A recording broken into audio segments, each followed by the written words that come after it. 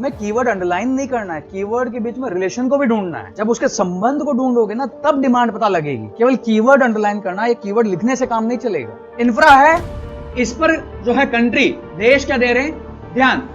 अब जब तुमने ऐसा किया तो तुम्हें तुरंत पता लगेगा मैं इसको एक्सप्लेन करने के लिए क्या लिख सकता हूं। जैसे यहां पर तुमने जोड़ा ILR, इंटरलिंकिंग ऑफ रिवर। इसके संभावित अक्षर कुछ रीजन में कुछ नहीं, बस इसके क्या हो सकते हैं, ये एक समाधान है किसका, तो तुमने यहां पर जोड़ दिया एक वर्ड क्या, हाउ। ILR है, ये कैसे वाटर स्कैर्सिटी का सॉल्यूशन। दूसरा, इस कंटेक्स्ट में जो है ILR, इसके वेरियस बहुत सारे इंपैक्ट, और इस कंटेक्स्ट में सोशल और कल्चरल क्षेत्र में इसके निम्न पॉजिटिव, नेगेटिव। और इस कंटेक्स्ट में इस सोशल कल्चरल को इंपैक्ट को कम करने के लिए ILR में फॉलोइंग सॉल्यूशन हो सकते हैं।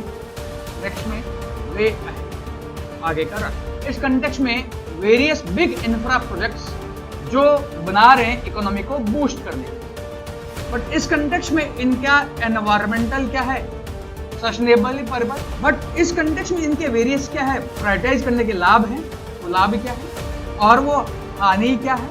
और इस कंटेक्स्ट में इनको मोर सस्टेनेबल बनाने के लिए मेरी डिजाइन की अप्रोच क्या हो सकती है। कभी निशांत की कॉपी देखी, निशांत की राइटिंग बहुत मजबूत, वो बहुत कम वर्ड में बहुत कुछ कहा जाता है, और राइटिंग में यही करना है। जब मैं बोल रहा हूं तो मैं पूरा एक्सप्लेन नहीं करूंगा कि ऑर्थर कॉटन के द्वारा ये लाया गया, उन्होंने ये बोला, KL राव ये लेके आए, ये लेके आए, मैं कुछ नहीं लिखूंगा, मैं सिंपल बोलूंगा। Get ready? आंसर राइटिंग में डिमांड, पॉइंट, स्ट्रक्चर, जितना ज्यादा हम फ्री सोचेंगे पॉइंट्स आते जाएंगे। कुछ पॉइंट्स और सोचवाता हूं।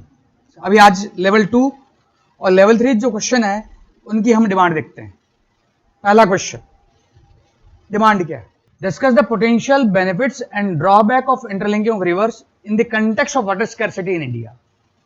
To what extent can improved water management practices address India's water challenge? Bharat में जल संकट के संदर्भ में नदियों को आपस में जोड़ने के संभावित लाभ और नुकसान पर चर्चा करें। बेहतर जल प्रबंधन पद्धतियां किस हद तक भारत की जल चुनौतियों का समाधान कर सकती है? कितने क्वेश्चन?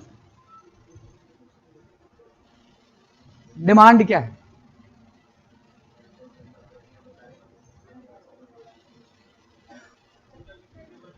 जब भी है, इनिशियल जब है, फ्रेम तुम लोगों ने घर पे किया होगा, कीवर्ड्स आइडेंटिफाई किए होंगे, लिंकिंग किया होगा। क्या पॉइंट जनरेट हो रहे हैं? उससे पॉइंट जनरेट हो रहे हैं।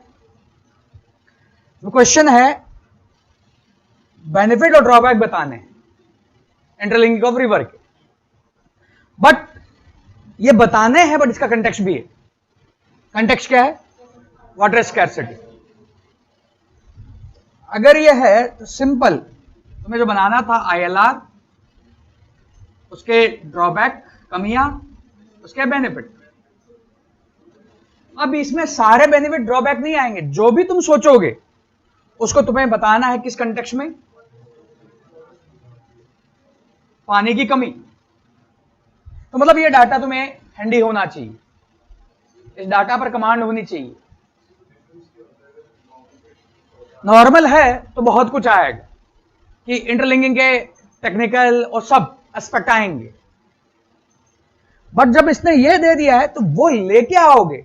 बट इस कंटेक्स्ट में क्या वो वाटर स्कैर्सिटी के लिए, जैसे आपने केन बेतवा बोला, आपने कहा केन बेतवा लिंक करना है, तो उस कंटेक्स्ट में आपका कहना है मुझे सरप्लस वाटर ट्रांसफर करना है। कोई भी चीज सरप्लस कब है, कोई भी चीज एक्स्ट्रा कब है? जब तक उसका यूज नहीं हो रहा, जब तक उसका यूज नहीं हो रहा। तो यहां अगर तुम अपर के बेतवा की बात करो तो वहां पर वाटर इंटेंसिव एग्रीकल्चर नहीं है, जल गहन वहां कृषि नहीं है। अगर ये लोग इसको यूज करने लग जाए तो क्या वो सरप्लस रहेगा? नहीं रहेगा। बट आपका कंसेप्ट क्या है? सरप्लस वाटर को क्या करना है? ट्रांसफर करना है। तो अगर ये लोग यूज नहीं कर रहे तो सरप्लस है, फ्यूचर में अगर ये रीजन डेवलप हो गया तो इस तरह के एस्पेक्ट तब आएंगे जब तुम बहुत फ्री सोचोगे, या तो फ्री सोचोगे, अदरवाइज जब तुम आर्टिकल्स पढ़ते हो तो वहां 2 या 3 एक्स्ट्रा पॉइंट तुम्हें मिलते हैं, वो तुम्हें पिकअप करने पड़ेंगे, अदरवाइज घिसा पिटा जो है आंसर चलेगा कि क्या है। तो अगर ये डालते हो तो यहां पर तुम इसके ड्रॉबैक में कहोगे सरप्लस है इसका, बट सरप्लस तो वहां तब है जब लोग यूज ही नहीं कर रहे, अगर यूज करने लग जाए तो मतलब इस तरह का पॉइंट इस कंटेक्स्ट में आएगा, स्कैर्सिटी के कंटेक्स्ट में, कि आपकी कमी है। तो ये जो है वर्ड, इसकी डायरेक्शन दिशा जो है निर्धारित करेगा। अदरवाइज क्वेश्चन सिंपल हो सकता था, कमियां और लाभ बताओ, नदी जल जो है परियोजना, खत्म, यही हो सकता था। अब इसने बोला इस कंटेक्स्ट में ये बताओ, तो पॉइंट्स का लिखने का तरीका अलग होगा,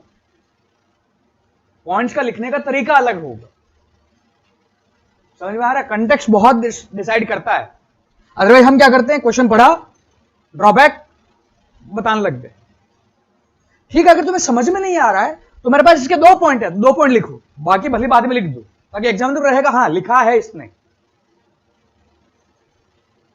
अब जो नेक्स्ट क्वेश्चन है वो इंटरलिंकिंग रिवर पर है ही नहीं। उसने सिंपल बोला है इस कंटेक्स्ट में वाटर मैनेजमेंट प्रैक्टिसेस जो है वाटर चैलेंज को कैसे एड्रेस कर सकता है। बट क्वेश्चन में ऊपर केवल हम डिमांड कर रहे हैं, ये पहला क्वेश्चन है। अब दूसरा क्वेश्चन है जल प्रबंधन नीतियां, वाटर मैनेजमेंट, और किसके बीच में लिंक करना है, इंडिया की पानी की चुनौती। तो वाटर मैनेजमेंट, जल प्रबंधन, इंडिया का वाटर चैलेंज। ऊपर आपने कहा है इंटरलिंकिंग ऑफ वाटर, इसके ड्रॉबैक, इसका बेनिफिट, और इसका कंटेक्स्ट क्या है, जल की कमी। अगर तुम इससे फिर यहां स्विच होगे, इससे इधर स्विच होगे, डिमांड तो पता है, एक क्वेश्चन ये है, दूसरा क्वेश्चन ये, डिमांड तो पता लग गई। अगर तुम यहां इससे स्विच हो रहे हो तो केवल ये हेडिंग लिखने से काम नहीं चलेगा, तुम्हें एक पैराग्राफ बीच में डालना पड़ेगा, और वही डालना पड़ेगा ये है, इस कंटेक्स्ट में ड्रॉबैक है, तो ये कंप्लीट ये समाधान नहीं है, इस कंटेक्स्ट में मुझे ध्यान देना पड़ेगा किस पर, और वाटर मैनेजमेंट टेक्निक्स। तो वो पैराग्राफ स्विच होगा, तो वो भी, ये भी डिमांड होगी। यहां पर हम एग्जाम में इस तरह के पैराग्राफ को मिस कर जाते हैं, लिखते ही नहीं। फिर यहां पर डिमांड है वाटर मैनेजमेंट और मेरी वाटर स्कैर्सिटी का क्या सॉल्यूशन। इसको फिर पॉइंट जनरेट करने के लिए फ्री सोचना होगा, तुम्हें इसका डाटा सोचना होगा, तुम्हें यह सोचना होगा कि क्या क्या हो सकता है, और फिर इसके डाटा का यूज करते हुए तुम्हें यह सॉल्यूशन है कि नहीं, क्या यह बेटर सॉल्यूशन है कि नहीं, काउंटर करते हुए क्या करना होगा, सोचना होगा। समझ में आ रहा है? अभी मैं पॉइंट जनरेट नहीं करूंगा, डिमांड देखो, ये पैराग्राफ देखो, ये पैराग्राफ देखो। इसके लिए तुम्हारे पास वाटर का डाटा होना चाहिए, वाटर की स्कैर्सिटी का डाटा होना चाहिए। और ये हम ज्योग्राफी में पढ़ते हैं बट याद नहीं रखते। अभी लगातार आर्टिकल आ रहे होंगे वाटर पर, तो मानसून है, हम याद ही नहीं रखते हैं, वाटर की कमी का डाटा याद ही नहीं रखते हैं। कमी का मतलब क्वांटिटी नहीं, क्वालिटी भी। या तुम ये भी कह सकते हो कमी है ही नहीं, पानी है बट पीने योग्य नहीं है या यूज करने योग्य नहीं। जिस तरह तुम कहना चाहते हो, कह सकते हो, उस तरह का तुम्हारे पास डाटा होना चाहिए, उस तरह का डाटा होना चाहिए। अभी मैं पॉइंट पे नहीं जा रहा हूं, अब इसको सोचने का तुम्हारा तरीका है, ये तुम्हें सोचना होगा, या बहुत कुछ हो सकता है। क्या 3-4 टेक्निक के नाम बता सकते हो? रेन वाटर हार्वेस्टिंग, ठीक है, रिसाइकलिंग ऑफ वाटर के लिए टेक्नोलॉजी, डिसैलिनाइजेशन प्लांट जो आपके नमकीन पानी को क्या कर दे, स्वच्छ, आर्टिफिशियल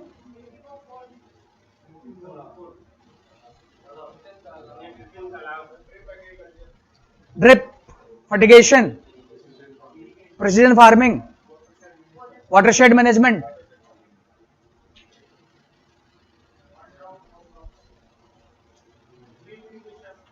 हो गया ड्रिप। तो वो सोचना होगा और इसमें फिर डाटा भी देना पड़ेगा, सोचने को तरीका होगा। इसको मैं सेकंड स्टेज पे जाता हूं, इसको सेकंड स्टेज पे, जैसे यहां पर तुम कह रहे हो ड्रिप और प्रिसीजन नाम ले रहे हो, तो तुम्हें तुरंत डाटा होना चाहिए। पानी है, ये पानी जो है कितना परसेंटेज कृषि में यूज हो रहा है, इस कृषि में जब यूज हो रहा है तो कितना वेस्ट जा रहा है, इस कंटेक्स्ट में ये टेक्नोलॉजी कैसे काम करे, तो वो कहने का तरीका होगा। केवल लिखने से काम नहीं चलेगा, ये टेक्निक है। टेक्निक भी बतानी पड़ेगी, स्कैर्सिटी का सॉल्यूशन भी बताना पड़ेगा, और लिंक कैसे करना पड़ेगा, कैसे। जैसे तुमने बोला रेन वाटर हार्वेस्टिंग, तो तुम्हें चेन्नई का एग्जांपल पता होना चाहिए, चेन्नई में क्या हुआ है। जब ये नहीं हो रहा है तो बेंगलुरु में क्या हुआ है, दिल्ली में क्या हुआ है, और अगर ये कर लोगे तो सॉल्यूशन कैसे हो रहा है। तुमने बोला रिसाइकलिंग, ठीक है, तो रिसाइकलिंग, तो तुम्हें डाटा पता होना चाहिए कि अगर अर्बन एरिया है, अर्बन एरिया से वेस्ट वाटर आ रहा है, तो वेस्ट वाटर अगर मैं रिसाइकल करूं तो मेरी कृषि की कितनी रिक्वायरमेंट को पूरी कर देगा, और से मेरे पानी की क्या होगी, बचत कैसे हो, ये डाटा पता होना चाहिए। अगर यह है तो तुम्हें मॉल याद होना चाहिए। मॉल में जाते हो तो वहां लिखा रहता है यूजिंग द ग्रे वाटर, कभी गौर किया है वॉशरूम में, वॉशरूम में कभी गौर किया है कि ग्रे वाटर लिखा रहता है, क्योंकि तुम्हारी ऑब्जर्वेशन, तुमने पूरे इस एग्जाम को बुकिश बना रखा है, पूरे इस एग्जाम को बुकिश बना रखा है, तुम सोचते नहीं ग्रे वाटर का मतलब क्या है। बिकॉज अगर वो तुम्हें पता होगा ना, अगर वो पता होगा, तुम्हें फ्लश भी याद आएगा, फ्लश भी याद आएगा। क्या तुम्हारे फ्लश में वाटर मैनेजमेंट टेक्निक है, नहीं है, एक किया पानी पूरा बह गया, यस, राइट और रॉन्ग, क्या वो वाटर मैनेजमेंट टेक्निक नहीं है, क्या तुम्हें याद आएगी, नहीं याद आ रही, बिकॉज तुम इस एग्जाम को क्या बना रखा है, बुकिश, आसपास नहीं सोच रहे हो।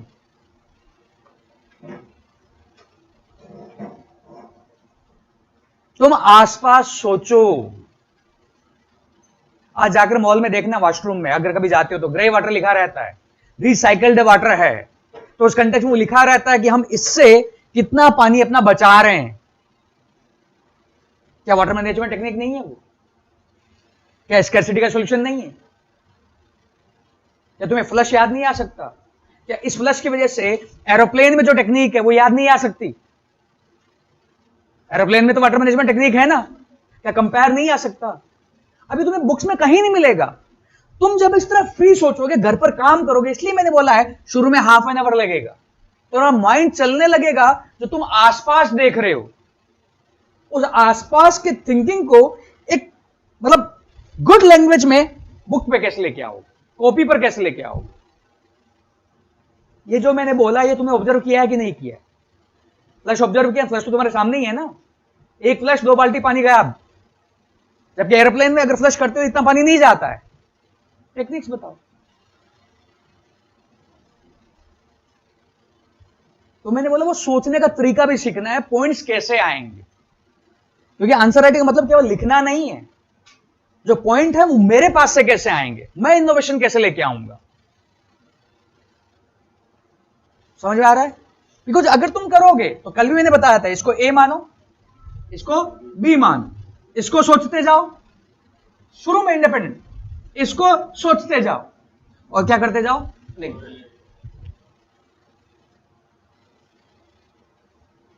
अब अगर ऐसा याद आएगा तो तुम्हें नाम पता है Rajendra Singh, Waterman of India, Alwar. तो अगर यह है तो हम अपने ट्रेडिशनल स्ट्रक्चर कैसे खोते जा रहे हैं, उन स्ट्रक्चर को कैसे यूज करें और हम क्या करें इसका सॉल्यूशन, और क्या वो सॉल्यूशन हुआ है क्या। इस तरह के आर्टिकल 5 जून को तुम पढ़ते हो और उसको भूल जाते हो।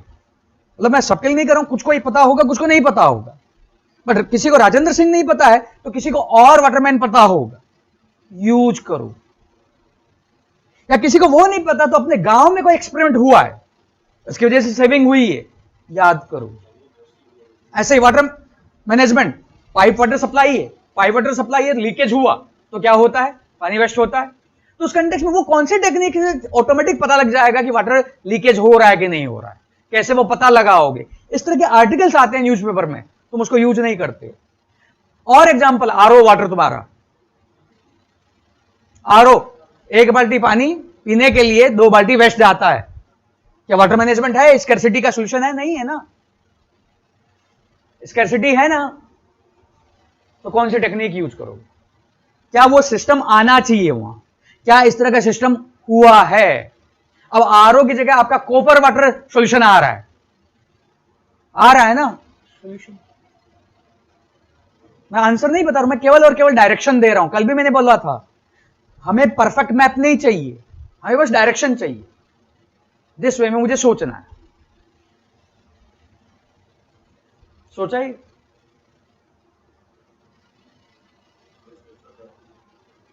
अगर 50% में आने लगा, धीरे धीरे आएगा वो। ये डिमांड और ये पॉइंट था, पॉइंट मैंने बोल दिए, बोलना नहीं था। कई बार डिमांड तुम्हें पॉइंट से समझ में आएगी, जब तुम खुद पॉइंट जनरेट करोगे उससे डिमांड की और क्लैरिटी आएगी। और जब पॉइंट जनरेट करोगे, जब वो तुम्हारा नॉलेज बढ़ेगा, तो तुम क्वेश्चन को बहुत नए वे में लेके जाओगे। उस तरह का डाटा होना चाहिए। अगर मेंस में तुम्हें कलेक्ट ही करना है तो न्यूज़पेपर कलेक्ट नहीं करना, न्यूज़पेपर से एग्जाम्पल, कहानियां, केस स्टडीज वो कलेक्ट करनी होती है। समझ में आया? डिमांड समझ में आई? आई होप कि घर पे तुम लोगों ने प्रैक्टिस की होगी। नेक्स्ट क्वेश्चन देखो, डिमांड के लिए वापस रिवाइज करवा देता हूं। कीवर्ड अंडरलाइन करो, कीवर्ड्स को अलग से लिखो, कीवर्ड्स के बीच में क्या बना दो? रिलेशन। ये क्वेश्चन डिमांड कॉपी पर करो, अंडरलाइन करो कीवर्ड। सेकंड वाला क्वेश्चन लेवल 2, जिन्होंने किया वो और पॉइंट जनरेट करो, जिन्होंने घर पर किया है पॉइंट जनरेट करो। और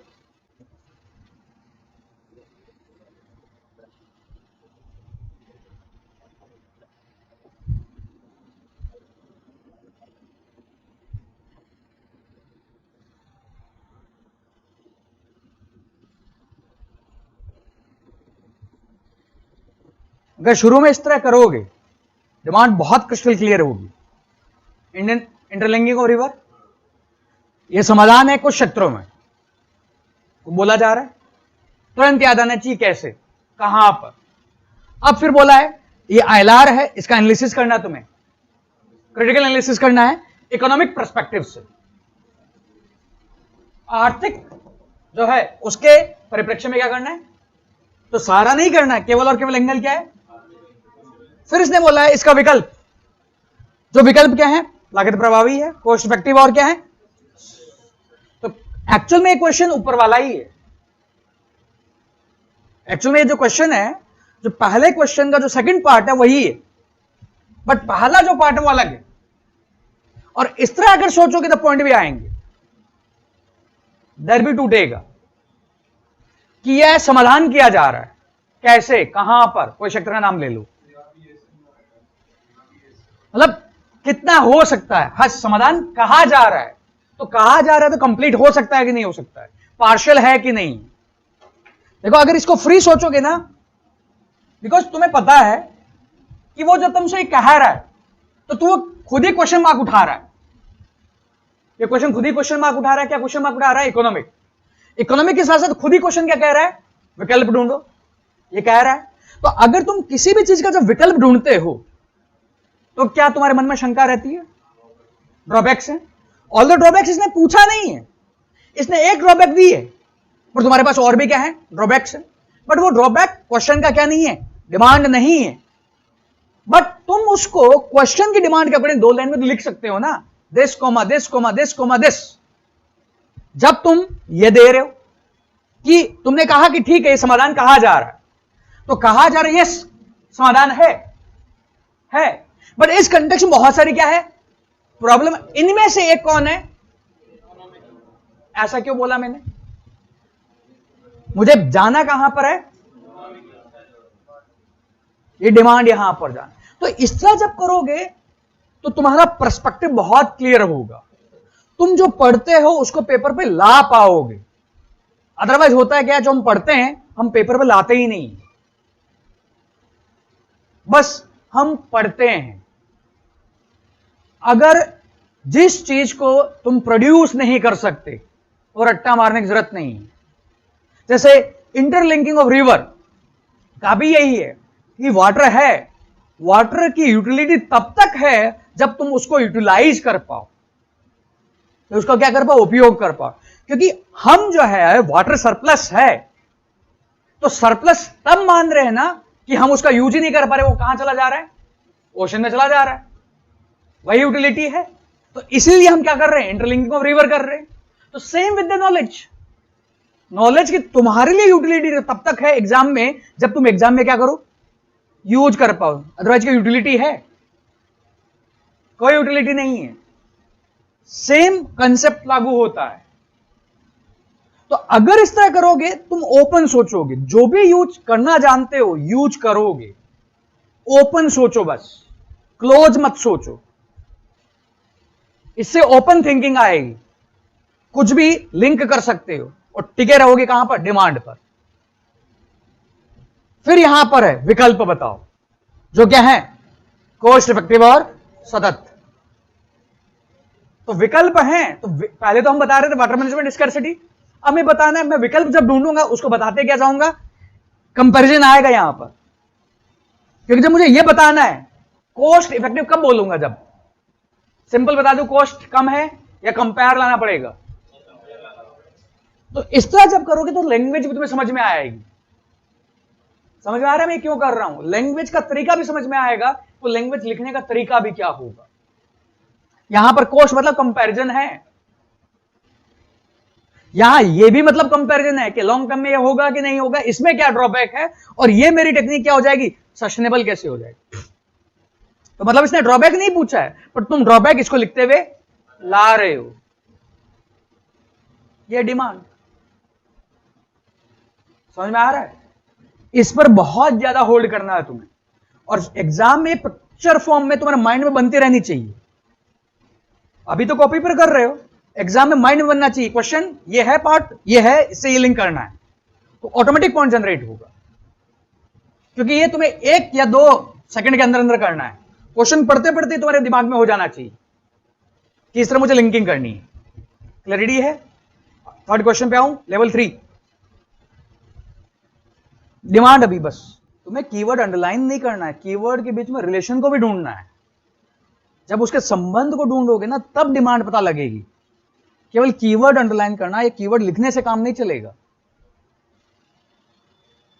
बहुत क्लैरिटी तब आएगी जब पिक्चर क्लियर होगी, कौन सा वर्ड किससे रिलेटेड है। इसको मैं स्लोली करता हूं, ये क्वेश्चन आईएलआर पर है ही नहीं,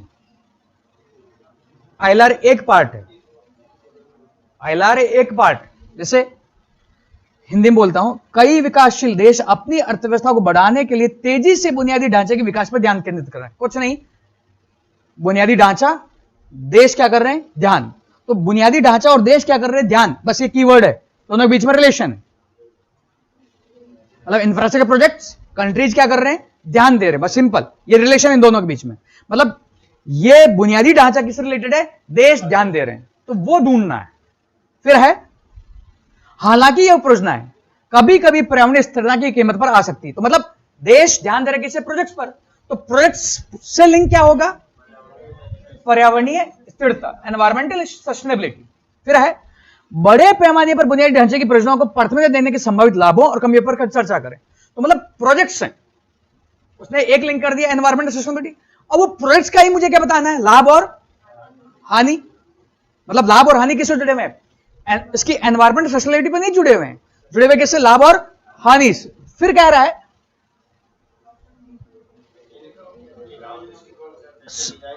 बड़े अधिक टिकाऊ दृष्टिकोण के साथ कैसे डिजाइन और कार्यान्वयन कैसे। मतलब अब ये अल्टरनेटिव ढूंढ रहा है, या उन्हीं को बोल रहा है कि उन्हीं जो डिजाइन बना रहे हो उसी को तुम सस्टेनेबल और उसी को जो है अच्छे से डिजाइन कैसे कर सकते हो। ये डिजाइन और इंप्लीमेंटेशन सस्टेनेबल अप्रोच, ये किससे लिंक है, उन्हीं प्रोजेक्ट से या अलग से विकल्प, समझ में आया। तो ये तुम्हें जब अंडरलाइन करते हो डिमांड के लिए, शुरू में ठीक है लिख लो कीवर्ड, पर कोशिश करो इन कीवर्ड के बीच में रिलेशन क्या है, ये लिंकिंग वर्ड क्या है।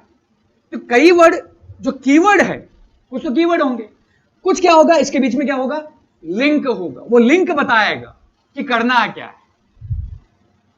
जैसे इसने बोला इंफ्रा, क्योंकि इससे तुम्हें धीरे धीरे क्या होगा, तुम केवल कीवर्ड को पकड़ोगे, उसके आगे पीछे के हटा दोगे वर्ड।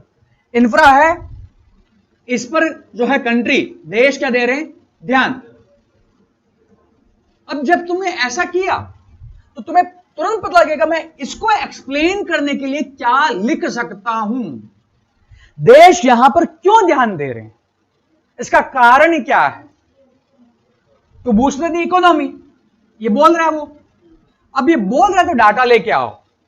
तुम फिर इकोनॉमी जो भी पढ़ तो ला सकते हो कि 1991 से मेरे पास क्या था, या 1950s में जब नेहरू ने बड़े प्रोजेक्ट चालू किए, डैम्स वगैरह चालू किए, तो उनका पर्पज क्या था, क्या वास्तव में रियलिटी में मुझे फायदा हुआ।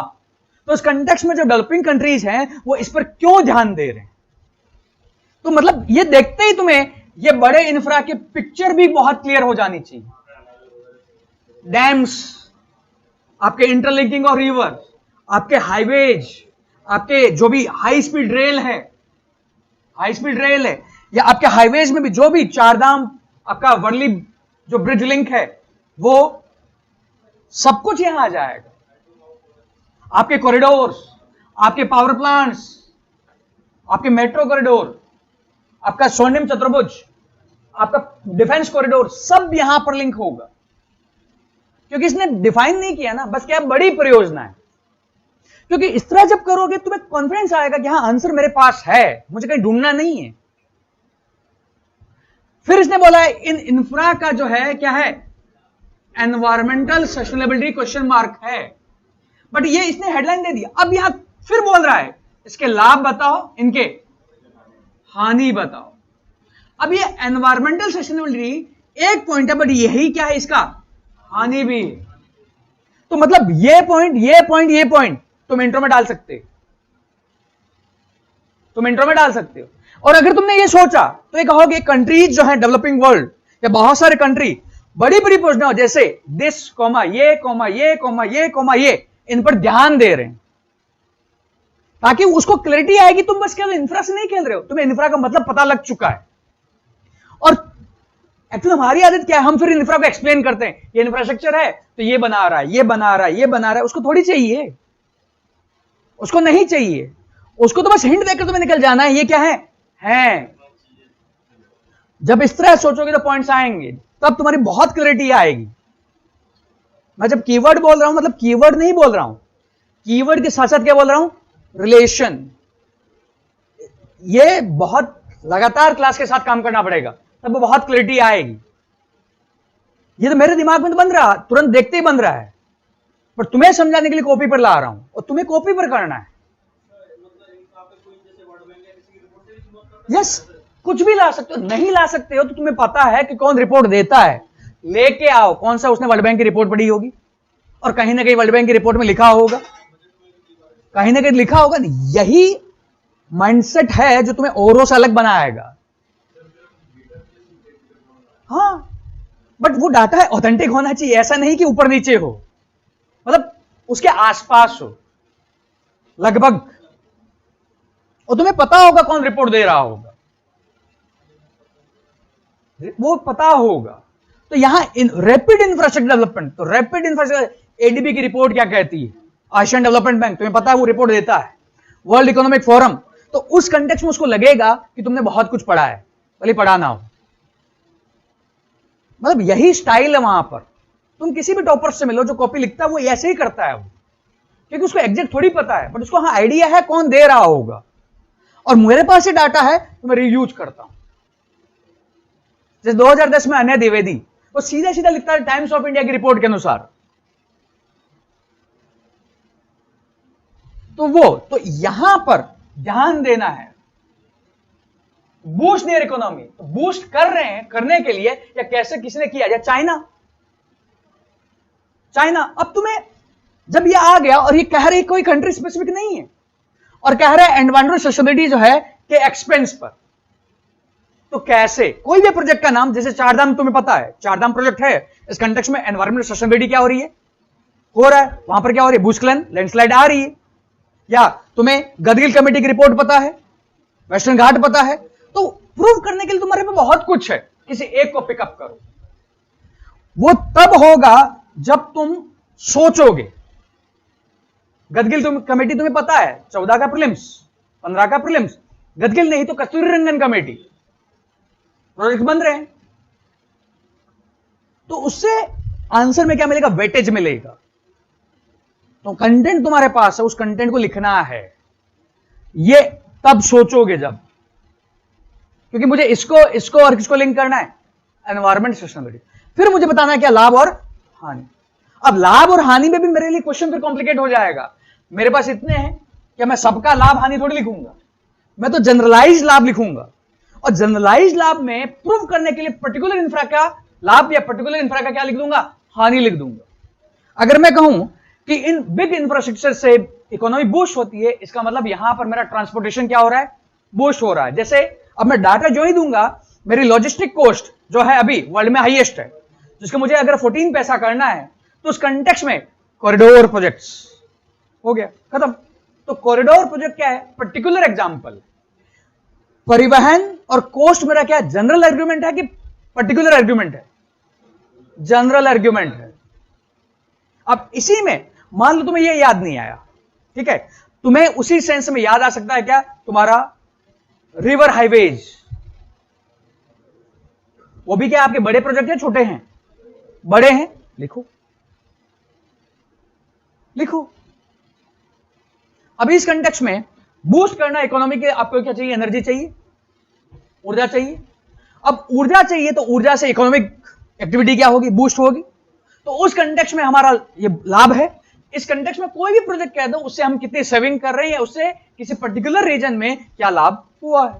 तो अल्ट्रा मेगा पावर प्रोजेक्ट्स या कुर्णकुलम प्लांट, किसी का भी हवाला दे दो।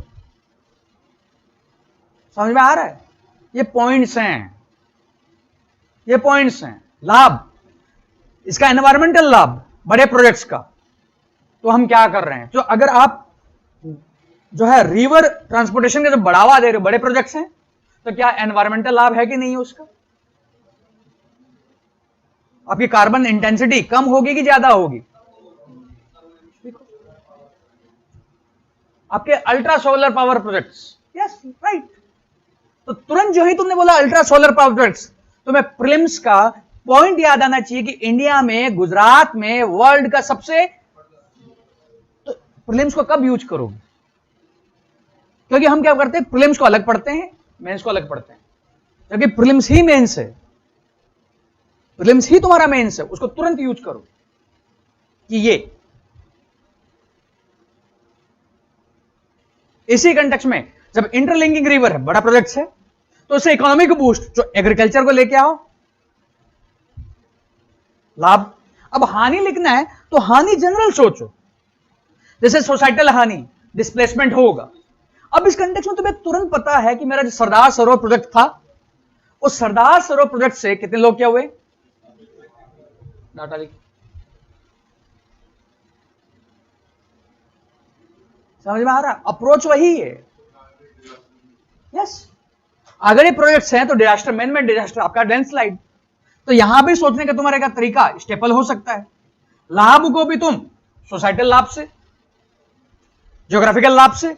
तो ज्योग्राफी का लाभ, ज्योग्राफी में है रीजनल डेवलपमेंट, क्षेत्रीय विकास। तो अगर ये प्रोजेक्ट चलेंगे, क्या क्षेत्रीय विकास हो रहा है? क्या आपने हीराकुंड डैम बनाया, क्या उससे वहां का रीजन का डेवलपमेंट हुआ? आपने दामोदर वैली प्रोजेक्ट बनाया, तो दामोदर वैली प्रोजेक्ट से क्या रीजनल डेवलपमेंट हुआ? लिखो। अब इसी के हानि, आपने कोयना डैम बनाया, तो कोयना डैम से क्या हुआ? मैं कुछ नहीं कर रहा हूं, प्रीलिम्स का नॉलेज यूज कर रहा हूं। ऐसे ही टेम्पोरल टेक्नोलॉजी, टेक्निकल, ऐतिहासिक लाभ। तो कैसे इन प्रोजेक्ट से जो पीढ़ी दर पीढ़ी जो गैप है वो क्या हो रहा है? कम। इनइक्वालिटी कैसे कम? ऐसे ही एडमिनिस्ट्रेटिव छोड़ो, पॉलिटिकल छोड़ो,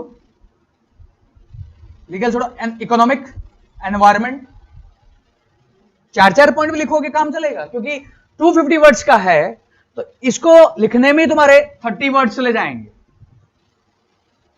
मिनिमम टू मिनिमम 30 है। इसको अगर लिखोगे इसमें तुम 7 से 8 पॉइंट लिख सकते हो, इसमें जब मान लो 5 से 6 पॉइंट लिख सकते हो। फिर आगे एक और क्वेश्चन है इसमें, इन्हीं प्रोजेक्ट को क्या बनाना है, सस्टेनेबल अप्रोच। जैसे मैं एक अप्रोच बताता हूं, तुमने अल्ट्रा मेगावाट पावर प्रोजेक्ट बनाए, उससे क्या एमिट हो रहा, सल्फर होगा। तुमने इस साल का बजट पढ़ा है, इस साल के बजट में वर्ड्स थे ड्यू सल्फ्यूराइजेशन टेक्निक, इस साल के बजट में वर्ड था कोल वॉशिंग, कोयले को धोना।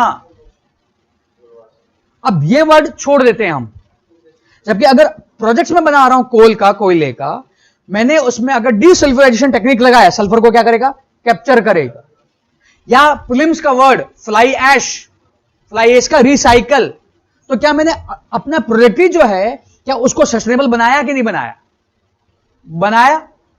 बनाया। ऐसे में अगर कोल माइनिंग के प्रोजेक्ट्स है मेरे, तो उस कोल माइनिंग में मैं लॉन्ग वॉल टेक्निक, जो मेरी अपनी क्या है, ओपन कास्ट टेक्निक है। अब ओपन कास्ट तुमने सुना होगा, जब आपकी माइनर्स फंसे थे तो आपके रेड होल माइनिंग वाले माइनर्स आए थे वहां पर उत्तराखंड में। तो ये छोटे छोटे वर्ड है ना, हम उसको नेग्लेक्ट करते हैं। हम सोचते हैं हमें पूरा टॉपिक मिल जाए, टॉपिक नहीं मिलेगा। आंसर राइटिंग सीखने में तुमने कहीं कुछ पढ़ा है, उस वर्ड को कैसे लेके आओगे। या तुम्हें कोयला याद आ गया, अब कोयले को रिप्लेस करना है, तो मैं कह रहा न्यूक्लियर पावर प्लांट कैसे आ रहा है, सोलर कैसे आ रहा है, सस्टेनेबल है ना। तो तुम कहोगे एनर्जी प्रोजेक्ट्स मेरे। अब इस एनर्जी प्रोजेक्ट्स में कोल पावर प्लांट, अब इनको सस्टेनेबल बनाने के लिए फिर मेरे क्या, ultra mega solar projects, green hydrogen projects, हो गया ना सस्टेनेबल। एनर्जी इंफ्रा ही क्या हो गया है, सस्टेनेबल हुआ है ना। अब वाटर इंफ्रा है, तो वाटर इंफ्रा है तो तुम कंपेयर करो। इनिशियली जब केएल राव की स्कीम थी और कॉटन की जो स्कीम थी वो थी गार्लैंड स्कीम, हिमालय और जोड़ना है किसको, नॉर्थ को। उसकी जगह हम लेके आ गए इंटर बेसिन अप्रोच, जो सिंपल बेसिन है गंगा का पानी गंगा में ही ट्रांसफर, और या फिर वर्ड जोड़ो watershed management.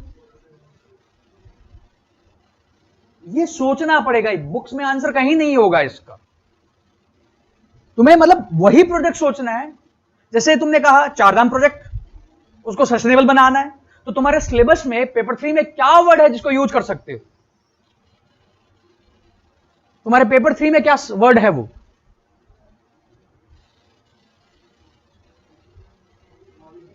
EIA, environment impact assessment, word है ना।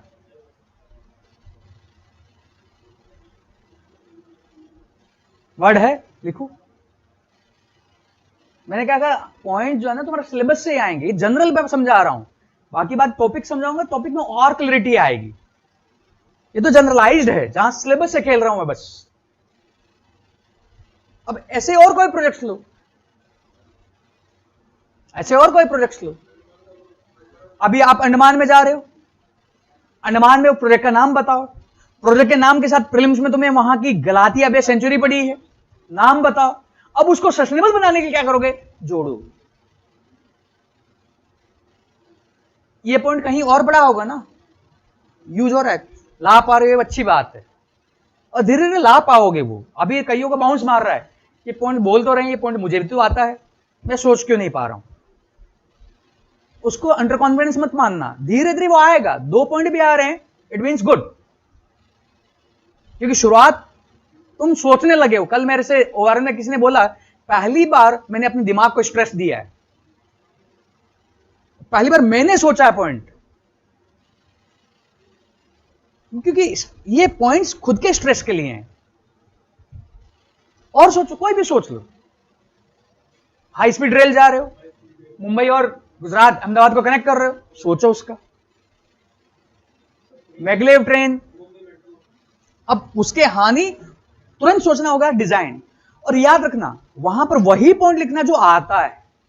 तुमने पॉइंट लिख दिया, उसका आगे पता ही नहीं, लिखना नहीं है। तुम्हें अब कभी भी अपनी कमजोरी एग्जामिनर के सामने रखनी नहीं है। ग्रीन टैक्स क्रेडिट से पैसा आएगा, क्वेश्चन है ही नहीं। क्या है, प्रोजेक्ट्स बताओ, इंफ्रा प्रोजेक्ट बताओ, वो इंफ्रा प्रोजेक्ट को सस्टेनेबल बनाओ। वो तो क्या तुम्हारा पैसा जनरेट करने का मीन्स।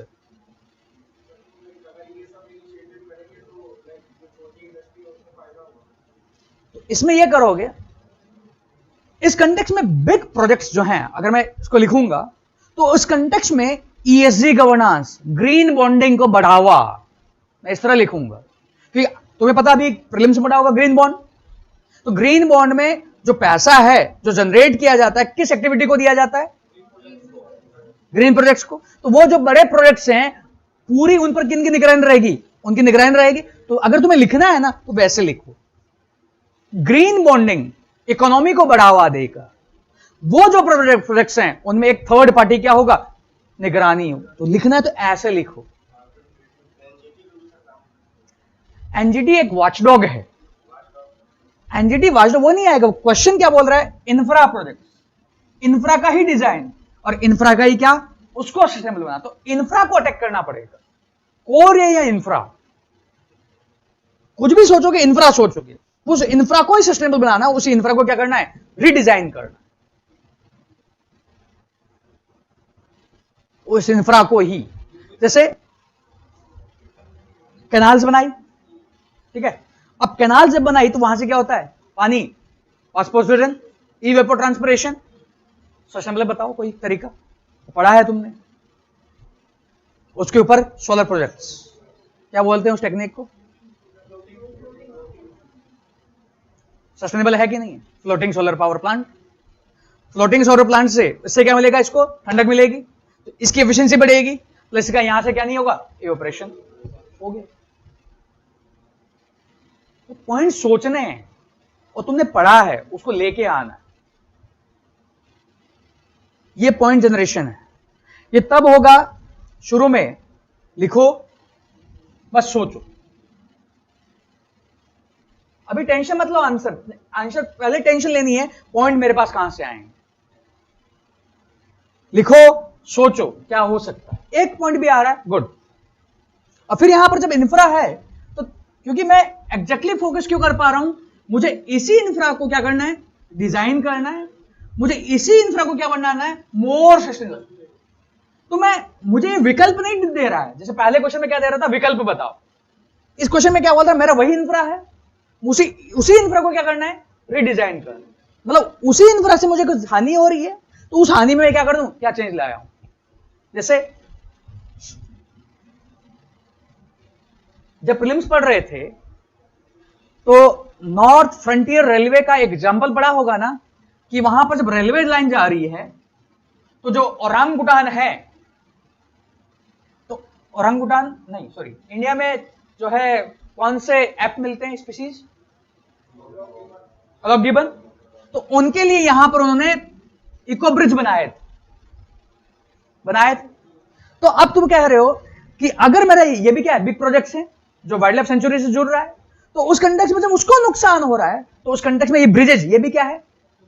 सस्टेनेबल का तरीका है ना। न्यूज तो पढ़ी होगी, याद नहीं आ रही होगी, क्योंकि हमने पढ़ तो लिया, पढ़ते समय सोचा नहीं। अब मैंने जब वो न्यूज पढ़ी है तो मुझे थोड़ी पता मैंने एक क्वेश्चन दूंगा, वो क्वेश्चन देखते मुझे याद आ गया, हाँ यूज हो सकता है।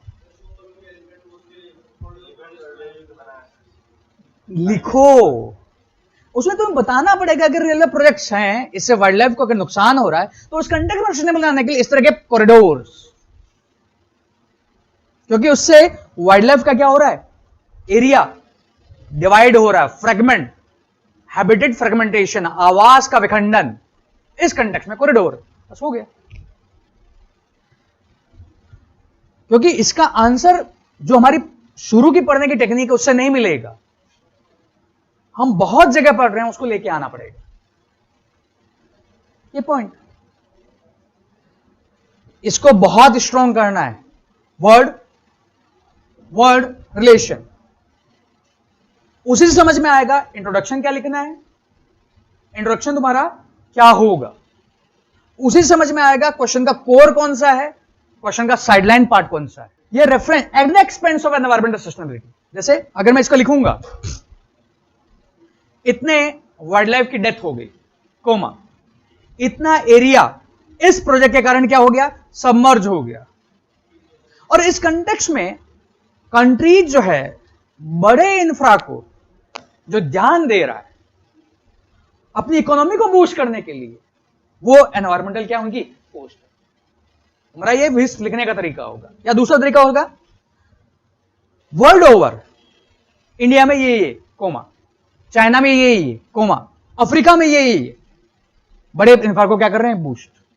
और इस कंटेक्स्ट में हम ये देखें इंडिया में ही इतना एरिया इससे सबमर्ज, इसके कारण ये नुकसान, ये इसकी एनवायरमेंटल बता रहे हैं।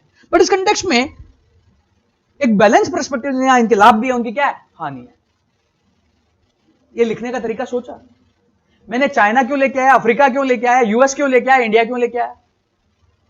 क्योंकि इंडिया नहीं है यहां पर। क्या बोल रहा है?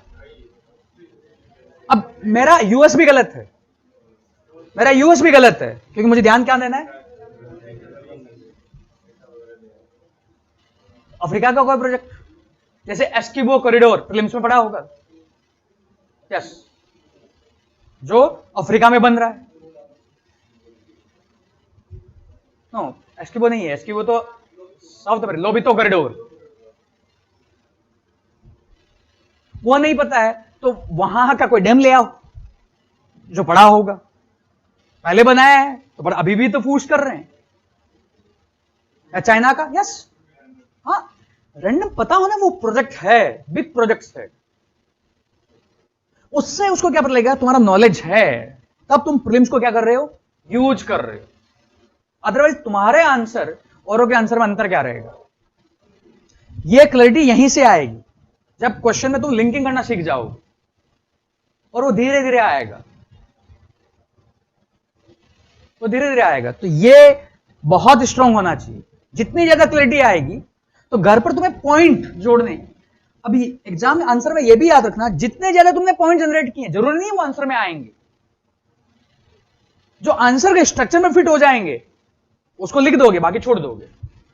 और कई बार लिखते लिखते ही क्या आएंगे, नए पॉइंट आएंगे। तो शुरू में हाफ एन आवर में खुद बोल रहा हूं लगेगा, अंडरलाइन करो, सोचो, फिर उसके बाद लिखने की कोशिश करो। केवल इंट्रो लिखने की कोशिश करो, मत लिखो पूरा आंसर, इंट्रो लिखो बस, जोड़ना कैसे, ये डिमांड। कीवर्ड, फिर बोल रहा हूं, कीवर्ड के बीच में रिलेशन, और रिलेशन के साथ साथ इसी कीवर्ड में तुम्हें ढूंढना भी होगा कौन, लिंकिंग वर्ड, जो कीवर्ड्स को क्या कर रहा होगा, लिंक कर रहा हो। उसी कीवर्ड से क्या कौन आएगा, लिंकिंग वर्ड क्या है, उसी कीवर्ड का पार्ट है। अब आता हूं लेवल 3 का ही सेकंड क्वेश्चन, देखो आराम से करो, कीवर्ड को पूरा बॉक्स बनाकर लिंक करो ओपी पर, इंटरलिंकिंग ऑफ रिवर, नदी जोड़ों को आपस में। अब इस क्या है, एक क्या है, समाधान है पानी की कमी का, कीवर्ड हो गया, फिर कीवर्ड हो गया। अब इस कंटेक्स्ट में इसके संभावित सामाजिक और सांस्कृतिक क्या है, प्रभाव है, जो इनके साथ में जो समुदाय रह रहा है, कम्युनिटी है, उनके साथ क्या है, इंपैक्ट हो सकता है। इस कंटेक्स्ट में इनके पोटेंशियल बेनिफिट और ड्रॉबैक, जो उनको क्या करे, प्रभावित। अब इस कंटेक्स्ट में second line third line almost same है, मतलब इंपैक्ट होगा। अब उसी इंपैक्ट के सेंस में वो जो सोशल और कल्चरल पॉजिटिव क्या है, सोशल कल्चरल क्या है। अब इस कंटेक्स्ट में जब तुम अंडरलाइन करते हो, धीरे धीरे तुम्हें सीखना है कि क्वेश्चन के साइड वर्ड हटाने हैं तुम्हें। जैसे यहां पर तुमने जोड़ा आईएलआर, इंटरलिंकिंग ऑफ रिवर, इसके संभावित अक्सर कुछ रीजन में कुछ नहीं, बस इसके क्या हो सकते हैं, ये एक समाधान है किसका, तो तुमने यहां पर जोड़ दिया कि वर्ड क्या, हाउ। अब इस कंटेक्स्ट में इसके सोशल कल्चरल, इसने बोला इंपैक्ट है, प्रभाव है। अब इस कंटेक्स्ट में मुझे सोशल कल्चरल का पॉजिटिव,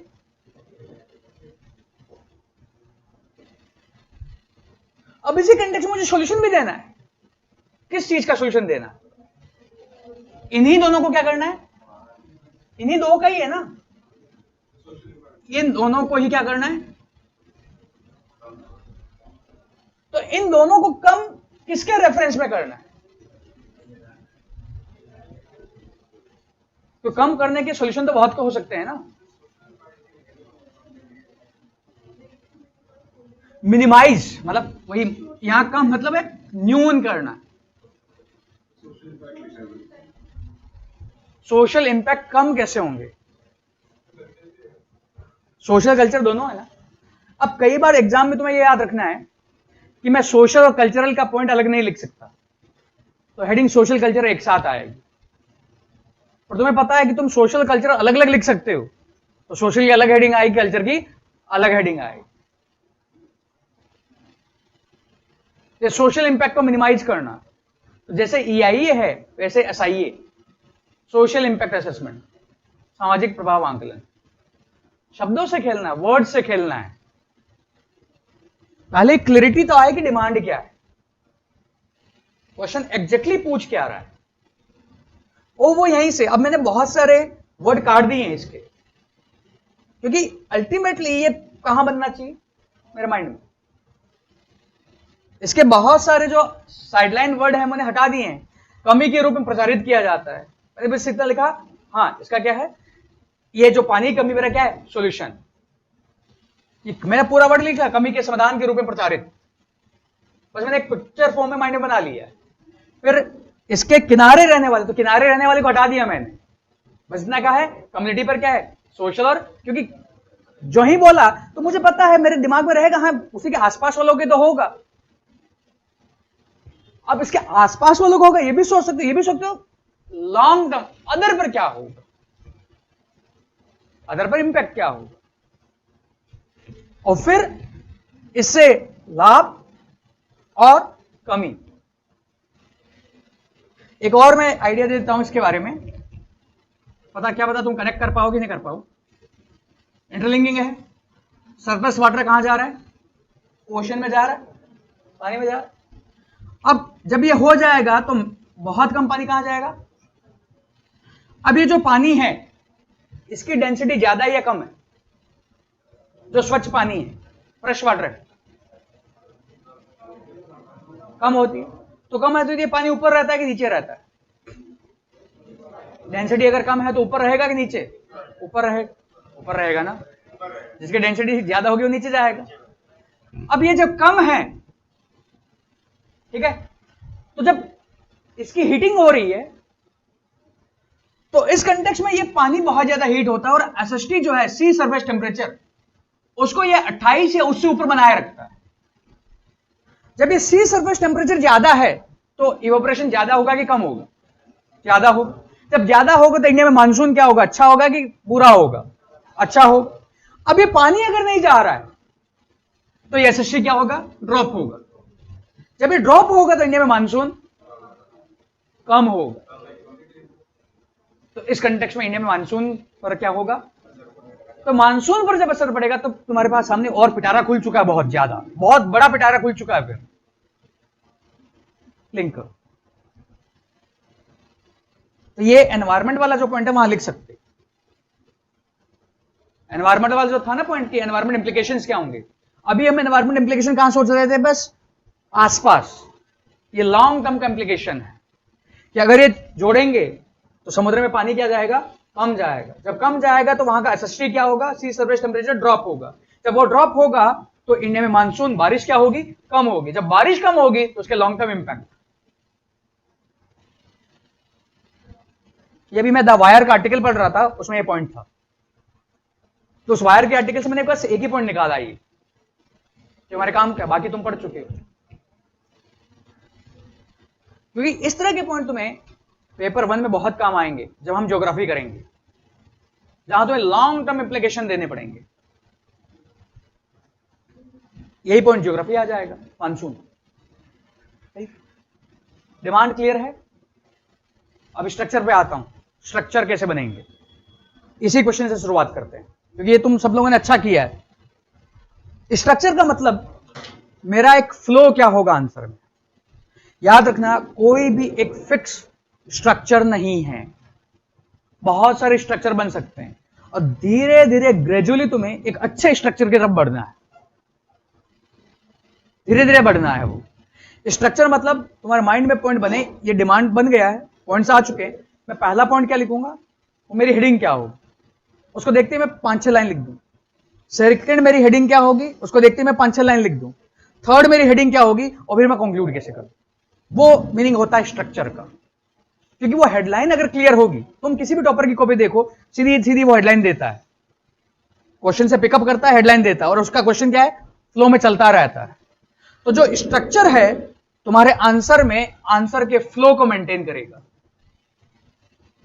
कि आंसर पढ़ते समय एग्जामिनर जो है ना बोर नहीं होगा, और अगर वो बोर हुआ मार्क्स कम मिलेंगे, क्योंकि तुम उसको बांधे नहीं रख पाओगे।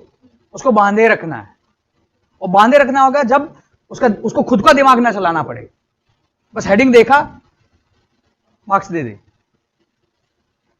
हर कोई ह्यूमन बीइंग अपने एफर्ट को लीस्ट करना चाहता है या मैक्सिमम?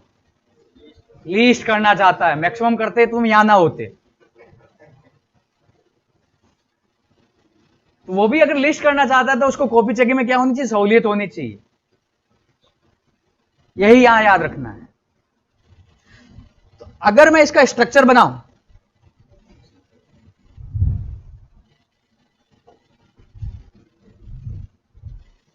मैं सबसे पहले अटैक करूंगा, जैसे मेरा पॉइंट अगर होगा, 2-3 बना रहा हूं। ILR है, ये कैसे वाटर स्कैर्सिटी का सॉल्यूशन। सेकंड में लिख दे रहा हूं इधर, जो मैं दूसरा सोच सकता हूं। दूसरा मेरा सोचने का तरीका हो सकता है, वाटर की कमी बता दूंगा, स्कैर्सिटी, इस कंटेक्स्ट में वेरियस सॉल्यूशन, और उनमें से एक है इंटरलिंकिंग ऑफ रिवर। दूसरा, इस कंटेक्स्ट में जो है ILR, इसके वेरियस बहुत सारे इंपैक्ट, बट हमारा सोशल और कल्चरल इसका क्या होगा, इंपैक्ट होगा। और इस कंटेक्स्ट में सोशल और कल्चरल क्षेत्र में इसके निम्न पॉजिटिव, नेगेटिव। और इस कंटेक्स्ट में इस सोशल कल्चरल को, इंपैक्ट को कम करने के लिए ILR में फॉलोइंग सॉल्यूशन हो सकते हैं। नेक्स्ट में वे अहेड, आगे का रास्ता। अब यहां पर सेकंड सीधा हेडिंग बना सकते, सोशल और cultural positive, social cultural negative. इस कंटेक्स्ट में इनको मिनिमाइज करने के लिए, न्यून करने के लिए निम्न उपाय। चौथा, वे अहेड। इसमें मैंने सेकंड को खा गया हूं, जबकि सेकंड मोर इंपोर्टेंट पॉइंट नहीं है, वो खाली मैं इंपैक्ट लिख के जा रहा हूं। बिकॉज वो एक्चुअली मैं अगर यहां लिखूंगा, यहां लिखूंगा, पॉइंट तो सेम है ना, मेरे पास पॉइंट तो सेम है ना, तो मैं रिपीट होगा। बट मुझे क्वेश्चन की लैंग्वेज से खेलना है। अल्टीमेटली करना कुछ नहीं है, तुम्हें क्वेश्चन की लैंग्वेज को ही खेलना है, और क्वेश्चन की लैंग्वेज के वर्ड्स ही यूज करने हैं। अगर तुम्हारी जो हेडलाइंस होगी ना, वो हेडलाइंस भी वही होनी चाहिए जो क्वेश्चन में है, क्योंकि उससे पता लगेगा तुम क्वेश्चन पर क्या हो, स्टिक हो, इधर उधर भटके नहीं हो। अब ये सोचो, पॉइंट आंसर आएगा। तुम सिंपल, जैसे किसी को प्रोग्राम में दिक्कत है, नहीं आ रहा है, अगर ये बनेगा, फ्लो बनेगा, ILR कैसे सॉल्यूशन। बिकॉज इससे तुम क्या बना रहे हो, उस एक क्वेश्चन के बहुत सारे क्या बना रहे हो, क्वेश्चन बना रहे हो, और छोटे छोटे क्वेश्चन का क्या दे रहे हो, आंसर दे रहे हो। और छोटे क्वेश्चन का आंसर तुम्हें देना आता है, क्योंकि तुम ट्रेंड हो कि ये क्या है, तुम्हें पता है वो। पर जब क्वेश्चन कॉम्प्लेक्स है, तुम्हें क्या निकालना पड़ रहा है, डिमांड निकालनी पड़ रही है। टॉपर्स की कॉपी जाके देखो, वो तोड़ता है क्वेश्चंस को, अलग हेडिंग बनाता है, उसी में क्या लिख देता है, आंसर।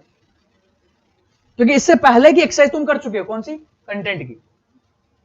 पॉइंट्स क्या होंगे, इसको लिखो, ये हेडिंग बनाओ, लिखो, ये हेडिंग बनाओ, लिखो।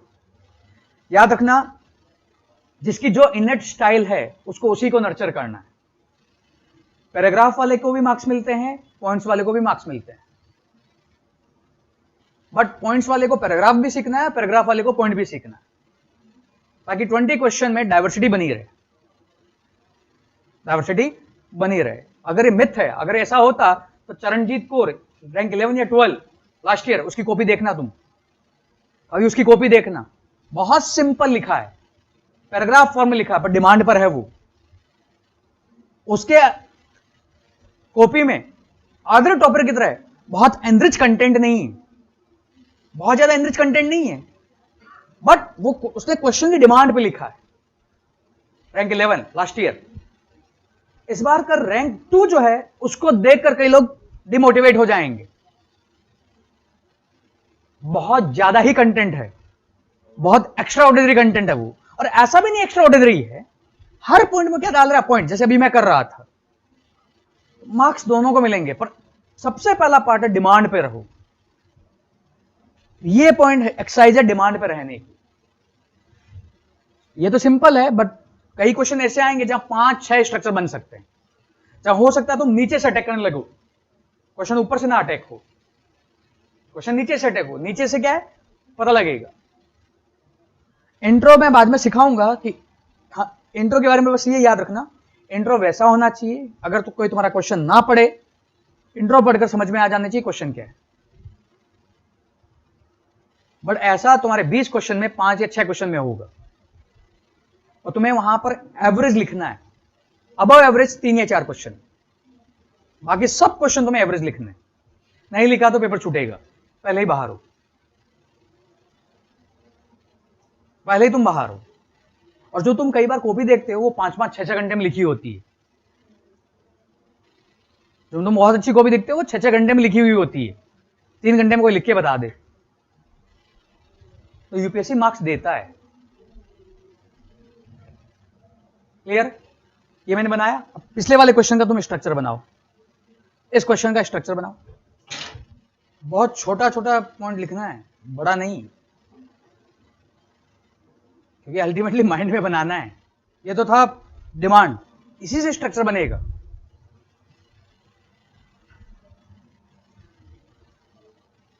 विभिन्न इंफ्रा और कंटेक्स्ट में विकासशील देश जोड़ दे रहे हैं इकोनॉमी के बूस्ट के लिए। और सेकंड पॉइंट, इनकी एनवायरमेंटल सस्टेनेबिलिटी का क्वेश्चन मार्क, सेकंड हेडिंग। और इसी कंटेक्स्ट में इसके वेरियस क्या हैं, लाभ। अब लाभ और हानि में एक वर्ड और मैंने डिस्कशन करते उस समय छोड़ दिया था, प्रायोरिटाइज कर रहा हूं मैं इनको, मैं लगा इनको वरीयता दे रहा हूं। चाहता हूं तो छोटे छोटे प्रयोग बना सकता हूं, पर छोटे छोटे ना बनाकर क्या बना रहा हूं, बड़े। तो ये लाइन भी आएगी, बिकॉज ये लाइन क्यों डालूंगा, ये लाइन ही क्यों डालूंगा, क्योंकि यहां क्वेश्चन है वर्ड क्या है,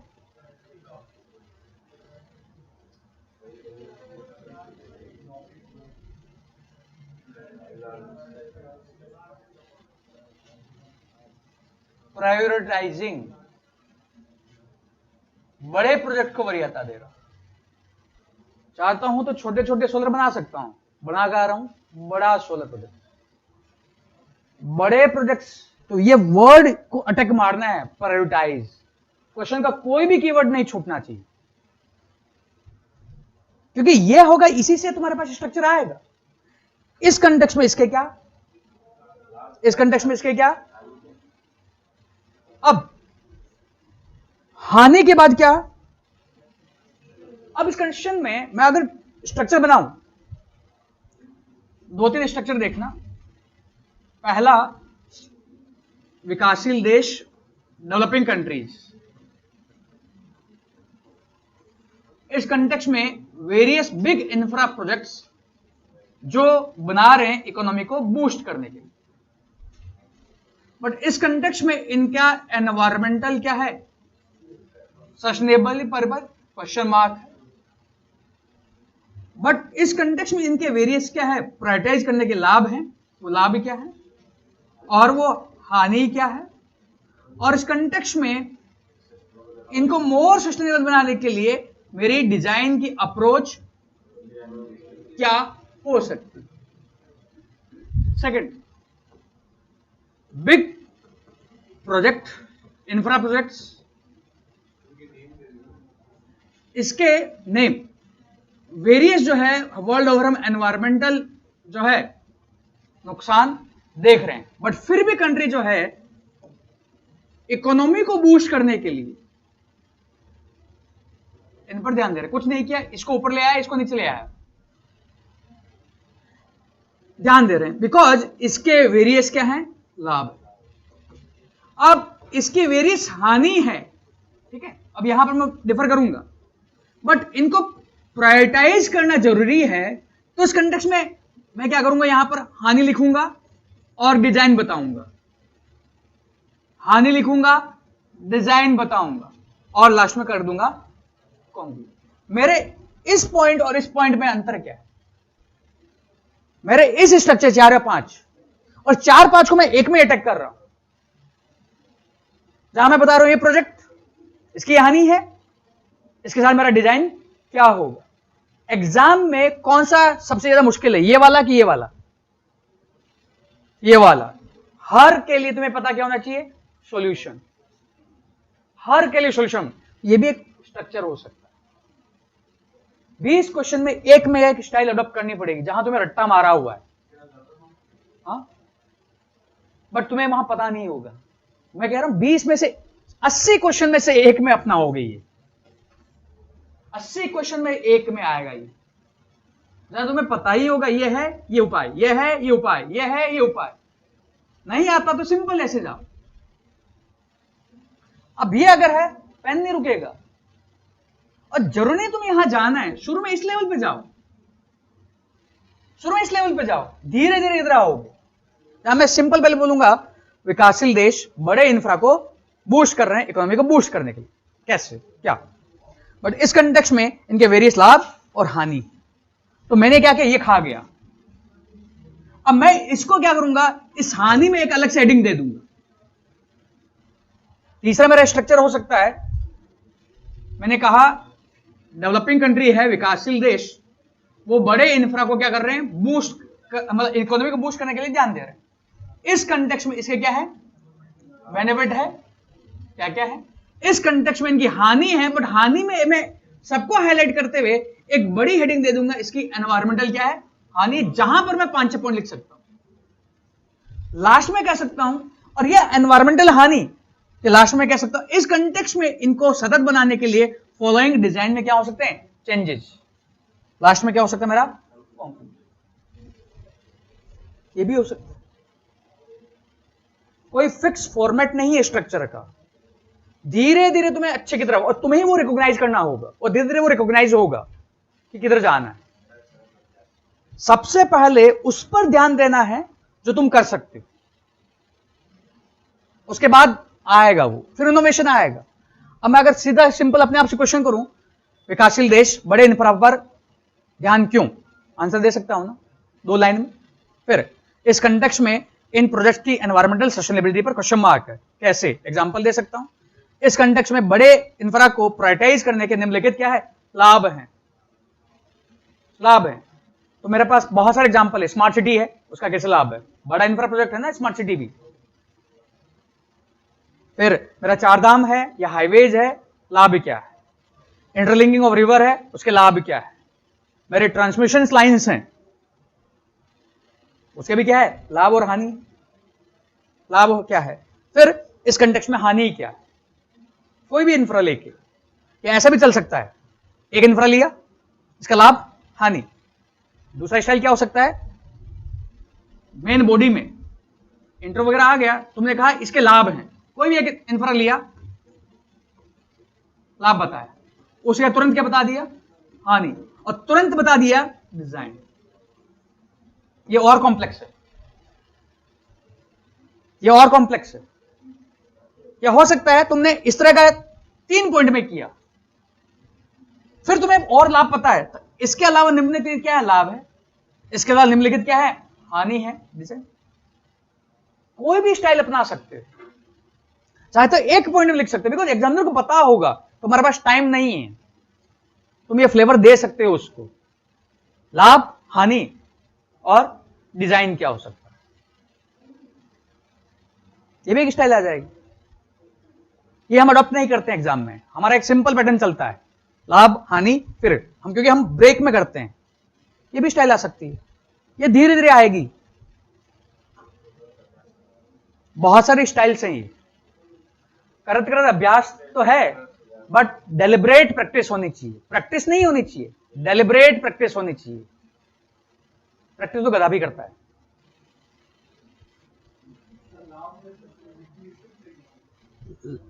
सस्टेनेबिलिटी लाभ कैसे होगा,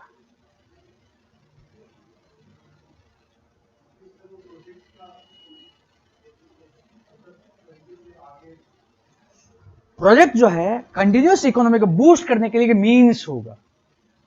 सस्टेनेबिलिटी एनवायरमेंट के कंटेक्स्ट में नहीं जाओगे, सस्टेनेबिलिटी तुम जाओगे इकोनॉमी को बनाए रखने के मीन्स में जा सकते हो।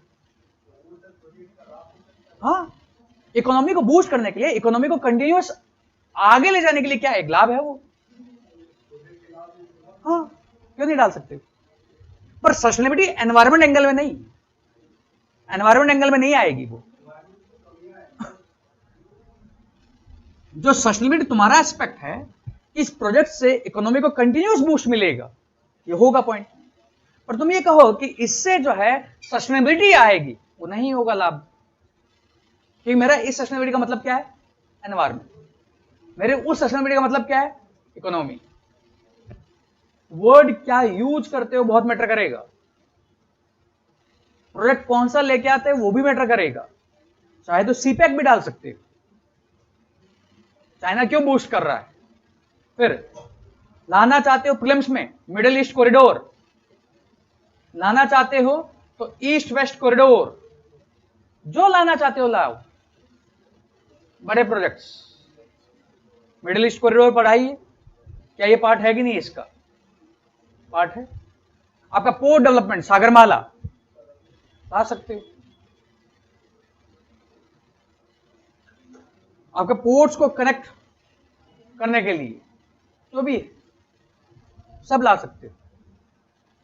पर याद रखना, मैं बॉडी में सिखाऊंगा कई बार, पॉइंट तुम्हारा ऐसा होना चाहिए जनरलाइज्ड, समझने वाला जैसा समझे समझता रहे। तुम क्या करते हो, कई बार पॉइंट को स्पेसिफिक बना देते हो तो वहां स्पेसिफिक हो जाता है। जैसे मैं कहूं बड़े प्रोजेक्ट्स जैसे चारधाम से यहां पर कनेक्टिविटी स्थापित होगी। फिर मैं दूसरा अगर कहूं बड़े प्रोजेक्ट जैसे परिवहन योजनाएं हम देखें तो उससे रीजनल डेवलपमेंट होगा और जहां पर अंडर डेवलपमेंट है वहां पर इकोनॉमी का बूस्ट होगा। जो मेरा पहला पॉइंट है बहुत स्पेसिफिक है। जो सेकंड पॉइंट है सोचने वाला सड़क भी सोच सकता है, सोचने वाला पाइपलाइन भी सोच सकता है, सोचने वाला पोर्ट भी सोच सकता है। तो पॉइंट तुम्हारा जनरलाइज्ड, उसको फिर प्रूव करने के लिए क्या दो? एग्जाम्पल। समझ में आया अंतर? नहीं, एग्जाम्पल तुम्हारे उस आर्गुमेंट को प्रूव करेगा। आर्गुमेंट तुम्हारा हमेशा जनरल होना चाहिए, जो समझने वाला है जैसा समझता रहे, क्योंकि उससे वो माइंड में पिक्चर बनेगा कहां सोच सकते हैं। इसका पॉइंट क्या है? जनरलाइज। इसको फिर क्या कर रहा है? प्रूव। पॉइंट हमेशा जनरलाइज होना चाहिए बॉडी में। पर कहीं नहीं बन रहा है तो ठीक है डालो, बट कोशिश करो। क्योंकि हम कई बार इसको अंतर नहीं समझते हैं। आर्गुमेंट और एग्जाम्पल को हम एक ही मान लेते हैं, खासकर पेपर 4 में। मैं बोल तो रहा हूं आर्गुमेंट है, उसको प्रूव करने के लिए यहां एग्जाम्पल। ये तो देना ही है। हर किसी को कॉपी देखो यही है। रैंक 2 की कॉपी मैंने इसलिए तो बोली आज जाकर देखना, argument example, argument example, argument example. यहां देवांश की कॉपी देखना, उसमें भी यही है, argument example, argument example. But ऐसा नहीं है कि मतलब इसी पर नहीं यार जनरलाइज लिख सकते हो। बट ये मत करना कि मतलब इसी एग्जाम्पल को क्या बना दिया? आर्गुमेंट।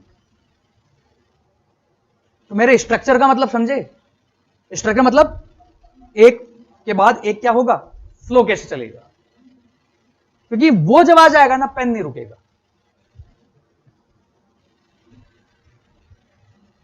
इसका सिंपल मैं देता हूं, लेवल 1 पे आता हूं, वहां स्ट्रक्चर बनाओ, वहां पर मैं बोल सकता हूं आंसर लिखो पूरा।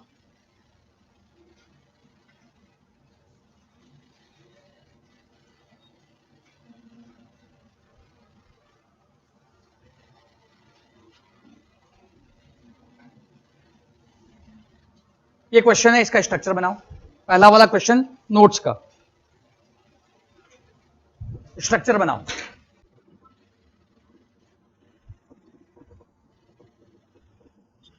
सिंपल है ना? इंटरलिंकिंग रिवर, कहीं ना क्या इंटरलिंकिंग रिवर को डिफाइन किया है, क्यों जरूरत है? पूछा ही नहीं, और उसको पता है, जब तुम लिखोगे तो पता होगा। इंटरलिंकिंग रिवर कंसेप्ट से रिलेटिव एक्सप्लेन करना है।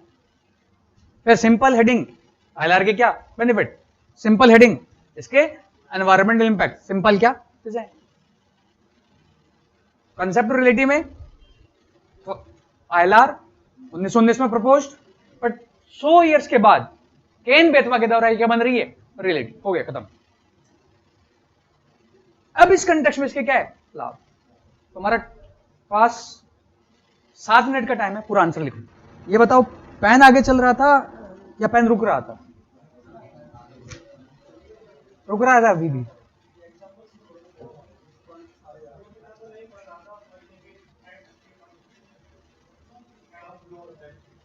सब शब्द और फैक्ट्स करूंगे, और माइंड तो आगे चल रहा था ना। ऐसा तो नहीं कि माइंड को रुकना पड़ रहा था, क्योंकि अदरवाइज क्या होता है, सोचने के लिए रुकना पड़ रहा है, माइंड आगे चल रहा था ना। ये अभी मैं टेस्ट नहीं कर रहा था, मैं तो इसका रियलिटी बता रहा था।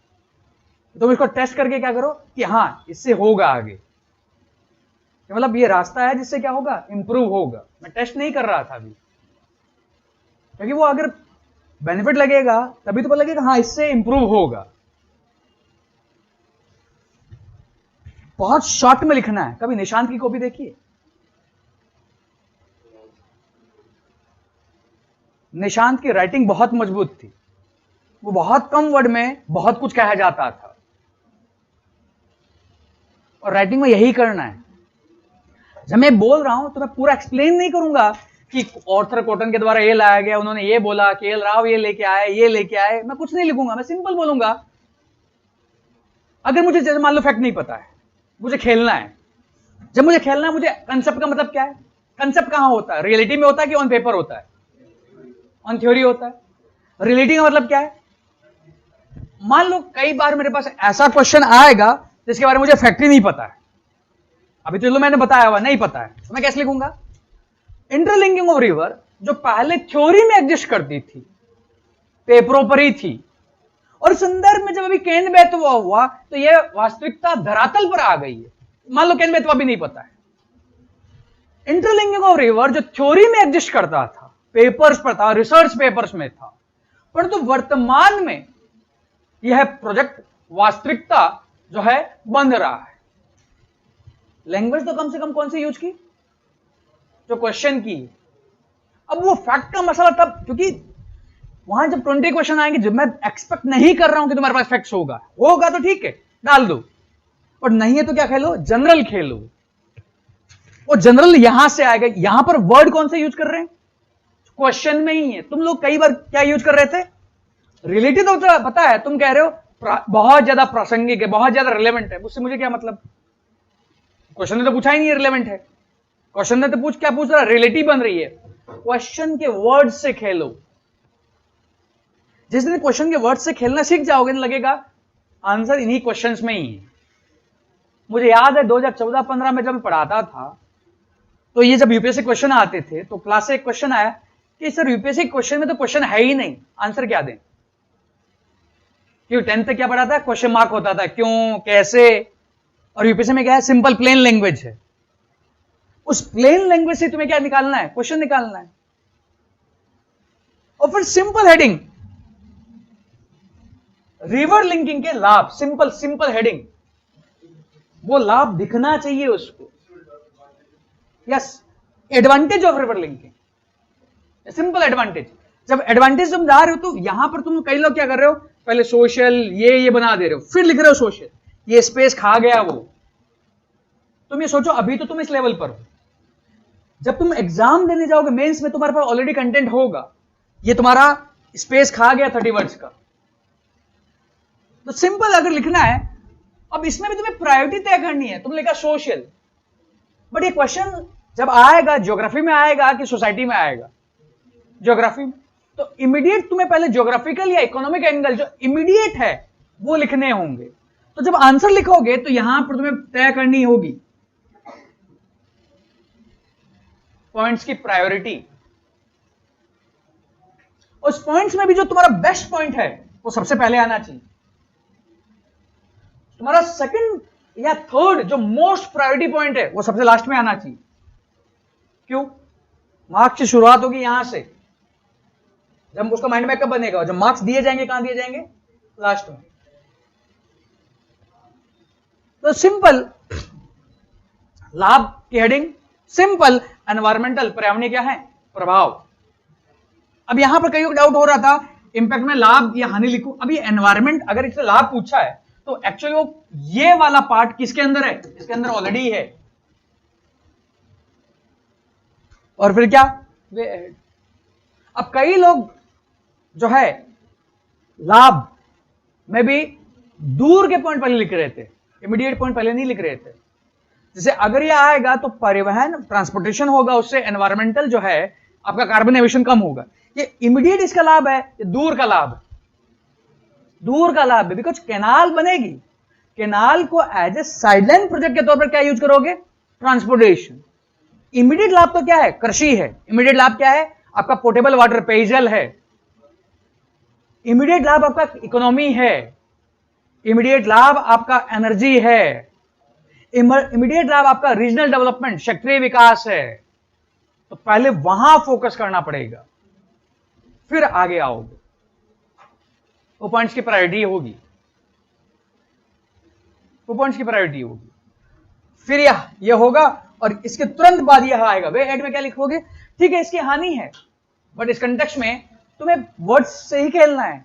इसको सस्टेनेबल और इस डिजाइन इस तरह बनाना होगा कि लॉन्ग टर्म क्या ना हो, इंपैक्ट ना हो। इस कंटेक्स्ट में हम ऑलरेडी इस गार्लैंड प्रोजेक्ट को रिप्लेस कर चुके हैं इंट्रा बेसिन ट्रांसफर से। हमेशा याद रखना है बुद्धा को यूज करना है, बुद्धा की फिलोसॉफी यूज करनी है आंसर में, मीडियम पाथ, मिडिल पाथ। हमेशा याद रखना, ना यस बोलना है ना नो बोलना है।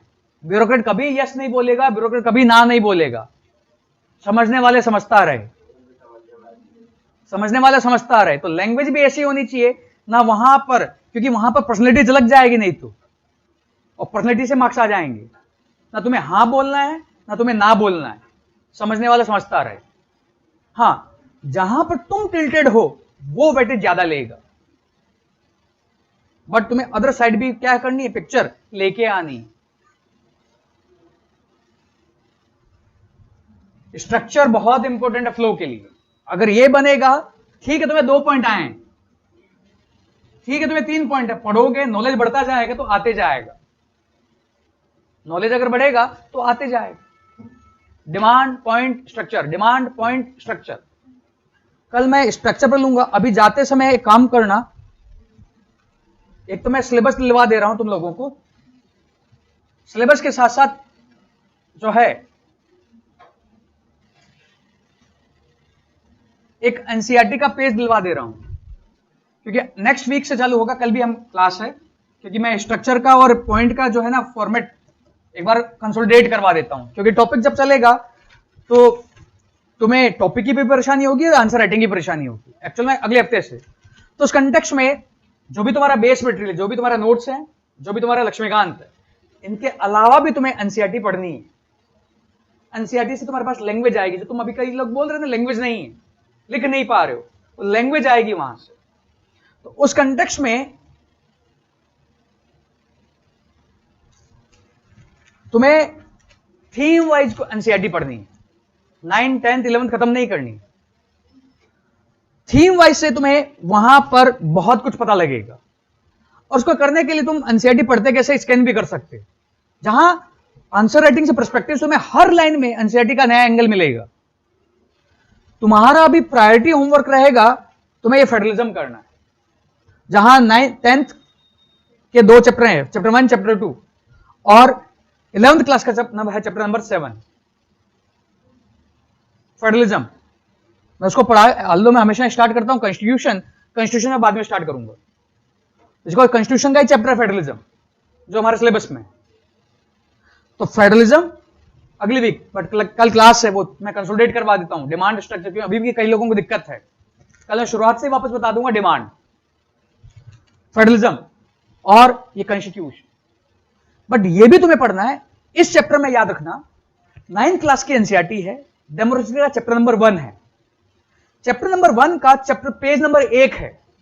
वो पेज नंबर 1 पर जिस तरह है वहां पर कन्वर्जेशन है लिंगदो मैम का और एक स्टूडेंट का कन्वर्जेशन है कि मुझे अगर डेमोक्रेसी डेफिनेशन जाननी है तो कैसे जानूं। वही एक्चुअल में पढ़ने का असली तरीका है। वो पढ़ने का असली तरीका है कि आपको पढ़ना कैसे है। जब वहां है उस कन्वर्जेशन एक ही पेज में, लिंगनो मैम बच्चों से पूछती है डेमोक्रेसी की डेफिनेशन क्या है, मैम नहीं बताती, ये पानी है। जब दुनिया में आए थे, क्या माता पिता ने बताया था कि पानी क्या है? पानी को डिफाइन किया था क्या? नहीं किया था। तो कैसे डिफाइन किया तुम लोगों ने? पीकर, अनुभव करके, या डेफिनेशन सोचकर? अनुभव करके। और तुम्हारा पढ़ने का तरीका क्या है? पढ़ने का तरीका क्या है? परिभाषा सोचकर उसको समझने का, या अनुभव करके लिखने का? परिभाषा सोचकर। परिभाषा सोचकर। 9th क्लास के एनसीईआरटी में लिखा हुआ है आपको चीजों को एक्सपीरियंस करके निकालना है। मैं क्या करवा रहा हूं? सराउंडिंग सोचवा रहा हूं कि पहले डेफिनेशन दे रहा हूं? वो बहुत अच्छा तरीका है, उससे तुम्हारा प्रीलिम्स के भी बहुत क्वेश्चंस होंगे। केवल एक पेज है वहां पर, उस एक पेज से तुम्हें पढ़ने का तरीका पता लगेगा। एनसीईआरटी को हम 2 दर्जे का मानते हैं, बट एनसीईआरटी किसी टीचर के बस की बात नहीं पढ़ाना। अगर बहुत माइन्यूट वे में पढ़ाया जाए तो किसी भी टीचर की बस की बात नहीं है। वो फैक्ट्स नहीं है, वो जान है पूरी वर्ल्ड के, इंडिया के टॉप मोस्ट प्रोफेसर ने लिखी है उसको। हमारे जैसे एरेगर ने नहीं लिखी है कि बस यूपीएससी की तैयारी हो गई, कोई रिसर्च वर्क कर रहा है, उसने नोट्स बना दिया है, वैसे नहीं लिखी गई है वो। एनसीईआरटी में बहुत कुछ है, उसको फील करो। जाकर आज चैप्टर नंबर 1 पढ़ना, उसका पहला ही पेज पढ़ना। मैं लास्ट के 15 मिनट में बस उसका डिस्कशन लूंगा। पहला पेज बस 9th क्लास के एनसीईआरटी का, लिंगदो मैम और बच्चों का कन्वर्जेशन। वो पढ़ने का तरीका है, असली तरीका है। कल मैं वाटर को ही डिमांड, स्ट्रक्चर, पॉइंट कंप्लीट करवा देता हूं सारे क्वेश्चंस के। अगर घर पे जिसको करना है कर लेना, ताकि टाइम हमारा कम रहेगा। फिर उसके बाद अगले वीक से पॉलिटी स्टार्ट करते हैं। फेडरलिज्म, मैं फेडरलिज्म पढ़ाऊंगा। कल ही तुम्हें फेडरलिज्म का नोट्स मिल जाएगा। अगली वीक जो है ना उसके क्वेश्चंस भी मिल जाएंगे, सारे क्वेश्चंस मिल जाएंगे। मतलब नेक्स्ट 2 वीक का मिल जाएगा, अगले वीक का भी और इसके अगले वीक का भी। मैं अगले वीक भगाऊंगा नहीं, फेडरलिज्म को 3 दिन करूंगा, उसे कंसोलिडेट होगा, उसके बाद कॉन्स्टिट्यूशन पे आऊंगा, ताकि ये थॉट तुम्हारा कंसोलिडेट होगा और नोट्स भी प्रिपेयर होगा। क्लियर? ये एनसीईआरटी का पेज अभी नीचे है, ले लेना। तुम्हारा कल का होमवर्क है 9th क्लास के एनसीईआरटी का, डेमोक्रेसी क्या है वो भी नहीं पढ़ना है, उसका पहला नंबर चैप्टर, पहला पेज। लिंगदो मैम और स्टूडेंट कन्वर्जेशन कर रहे हैं, जहां बच्चे डेफिनेशन पूछ रहे हैं। एक बार थोड़ा एंगल बन जाए उसके बाद, क्योंकि अदरवाइज टॉपर कॉपीज तुम देखोगे ये तो मैं भी लिख सकता हूं, तुम उसमें डिफरेंशिएट नहीं कर पाओगे। उसने लैंग्वेज क्या लिखी, उसने आर्गुमेंट के साथ एग्जाम्पल कैसे दिया, तुम्हें एक्चुअल में उसको देखना है या उससे लर्न करना है? अल्टीमेट तो ऑब्जेक्टिव वही है ना, देखने से क्या होगा? लर्न करना है।